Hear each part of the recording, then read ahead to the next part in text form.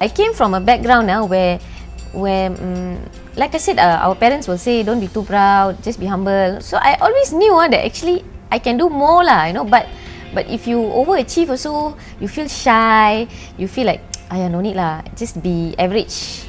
And women in my family, generally in the Malaysian family or Indian family, is like, don't act so much lah, just stay, don't be hurt lah. And that actually, that culture goes into your career when you start working and when you grow up. And so because of that attitude, always trying to lay low and all, you don't get promoted, you don't get noticed, you know, you are just one fixture, permanent asset somewhere, you know. And you see other people growing, and then you wonder why. But you don't realize that you are not taking the effort. So why bother comparing your status, salary, achievements with people who are achieving so much? It's very simple. They were taught to shout it out, and you were not. If you can make life better for someone, you just do it lah. Why make it difficult? I really want to make life better for anyone I meet. For example, where I used to work, Times Square, I had the chance to meet a lot of interns, young people, and they are always under me. And I noticed that they are always looking for help. Help me to do my project, help me to like, for example, even Anne. She's always needed help in every area, you know, in her career especially. A lot of people in position, they are holding a title and they can make it better, but they are so reluctant to help. Why? I mean, sometimes it just takes a word from you to make it better, just one word. But they won't do it. So if I can do it for you, if I can do that for my intern and make him successful, or make him produce a better report, a better project, I'll do it. I'll make it better for him so that he will be successful. And I just hope that next time when he is in that position, he'll do it back to another person. That's all. Just make this world a better place. If they have received some help from me, I've seen them so generously willing to help a new person. So I hope I created this culture. I like winning. So in my own silent world, when I was in depression, just wrote. And when I win something, I just feel the confidence coming back to me, you know. Like, okay. When I saw this ad in the paper that they are looking for a writer, I don't know what got into my head that I can apply for this job. So I sent 3 times.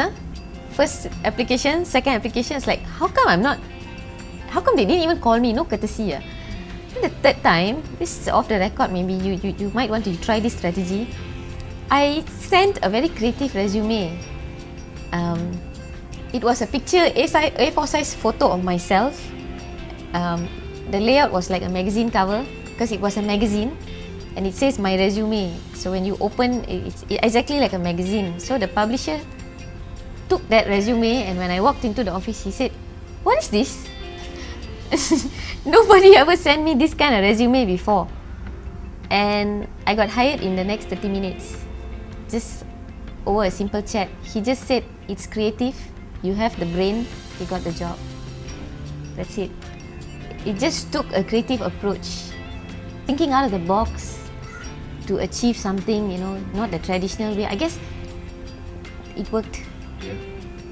It is because I heard statements made by people, you know. Like my pastor, for example, said things like, you have a purpose, you have talent, there is some reason why you are given this talent, you know. And picked up certain words spoken by people that I realized that I gotta come out of this, and only I can make it happen, you know. But it was not easy.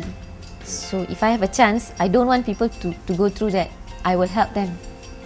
I just want to be the best that I can for everyone, because when I'm the best at what I'm doing, I can give back to them. It's all the people around me, my family, my friends, even those that I don't know. I just want to keep developing so that I can be better, so that I can give back to them. My church, my family, my really close friends like Anne and my staff, my colleagues. All these people are so important to me. I cannot single out one person that is less important. I think the downest moment for me was when I was a youth, a younger youth, about 25, 26. For some reason, life was at a standstill for me. Career-wise, financially, I felt very lonely and no friends, and it was a horrible time. Just felt I wasn't growing anywhere, and I was constantly comparing myself to people. There was just no one there to guide me, and for some reason, I even felt embarrassed to tell anyone about this. Like, I shouldn't tell. I just pretend that everything's okay. But I was actually just down, just deep black hole lah. That's where I was. It was like a midlife crisis. It was a pre-youth crisis. You have to ask a psychiatrist, what exactly do youth go through? What is this situation called? It's like I could just wake up and have a panic attack in the middle of the night, thinking, what am I doing in my life? Oh my God, what's this? And I asked a lot of people, they actually experience this, Nobody really knows what it is. It's just depression lah. Strangers even, but there's one person lah, definitely my pastor, somehow every week said the right things. He will just quote something and say, everyone else can do it, so many people have done it. He would say things like, you were made for bigger things. And somehow I made a deal with life lah, that if I pick up, I'm going to do this for everyone else. So there was a turning point. That's when I got into writing.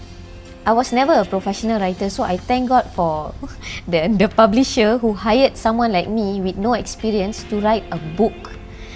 And the trials that came along with that book, I thank God for the patience also. 2 years to take out one book.